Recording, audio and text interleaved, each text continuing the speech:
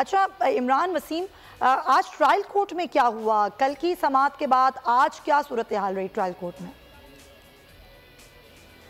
जी, trial court से एक तो चेयरमैन पीटीआई को रिलीफ मिला है। मुख्तसर आज अदालत में पेश नहीं हुए थे तो उनकी हाजिरी से इस्तिस्ना की दरख्वास्त तो अदालत ने एक्सेप्ट कर ली है, लेकिन इसके अलावा बैरिस्टर गोहर अली जो कि चेयरमैन पीटीआई के वकील हैं, उनकी जानिब से इस मुकदमे की समाअत करने वाले जो जज हैं दिलावर हुमायूं साहब, उन पे एतराज़ उठाया गया था। एतराज़ ये उठाया गया कि उनका फेसबुक अकाउंट है, फेसबुक पेज है, जिसमें उन्होंने 2014 में कोई चेयरमैन पीटीआई के खिलाफ पोस्टें कर रखी हैं। तो वो आज मामला मुतफर्रिद दरख्वास्त के जरिए अदालत के नॉलेज में लाया गया। जज साहब से कहा गया कि आप रिक्यूज़ कर जाएं। और यहाँ पे आपको ये भी बता दें कि इसी से मिलता जुलता जो मामला है, अभी एहतशाम बता रहे थे कि इस्लामाबाद हाई कोर्ट में इन्हीं जज साहब के खिलाफ एक दरख्वास्त ट्रांसफ़र की पीटीआई ने दायर कर रखी है, चेयरमैन तहरीक इंसाफ ने दायर कर रखी है, वो अभी तक पेंडिंग पड़ी है। लेकिन ये जो खान साहब का कार्ड था वो आज उन्होंने ट्रायल कोर्ट में चैलेंज किया और वहाँ पे जो प्ली की गई, जो आर्गूमेंट दिए गए वो यही दिए गए कि आप चूंकि माजी में ऐसी पोस्ट करते रहे हैं चेयरमैन पीटीआई के खिलाफ, तो लिहाजा आप ये मुकदमा ना सुने।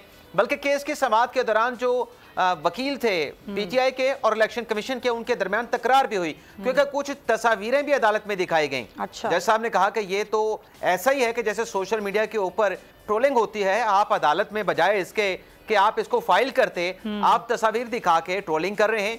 आप बैरिस्टर हैं, आप एक सियासी जमात के वर्कर नहीं हो सकते। और जो इलेक्शन कमीशन के वकील थे उन्होंने कहा कि ये जज पे जितना गंद उछाल सकते थे इन्होंने उछाल दिया।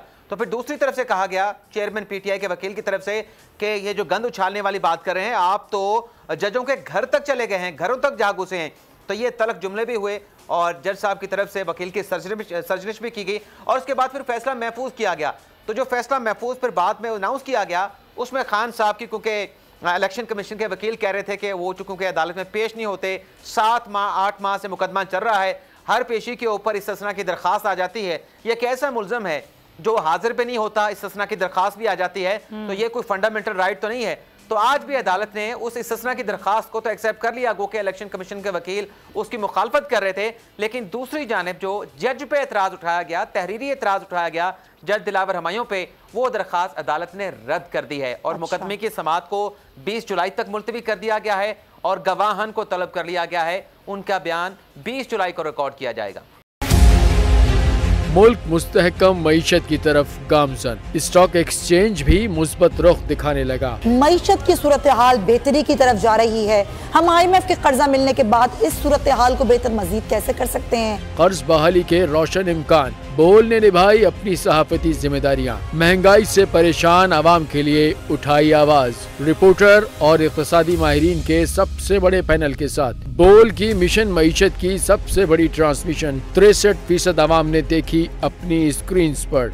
अगर 21वीं सदी की हम इंडस्ट्री की कोई बात करें तो उसमें फिर इंफॉर्मेशन टेक्नोलॉजी जो है वो टॉप पर आती है। अपनी रवायात को बरकरार रखते हुए बोल अवामी मसाइल को उजागर करने में सबसे आगे। देखिए बोल की अगली ट्रांसमिशन में मोबाइल लोन ऐप का बड़ा स्कैम कैसे हुआ बेनकाब। साइबर क्राइम सर्कल रावलपिंडी की मुख्तलिफ इलाकों में कार्रवाइयाँ, ब्लैक मेलिंग में मुलविस ऑनलाइन लोन ऐप्स के 9 मुल्जिमान गिरफ्तार कर लिए गए हैं। अगर इस स्कैंडल से मुताल्लिक आपके पास हैं हकाइक तो बनिए बोल इन्वेस्टिगेशन का हिस्सा। आपकी शनाख्त और तमाम तर मालूमात खुफिया रखी जाएंगी, तो बस हमें ईमेल करें या व्हाट्सएप करें 0337 0310 377। सब्सक्राइब करें और बेल दबाएं ताकि कोई खबर रह न जाए।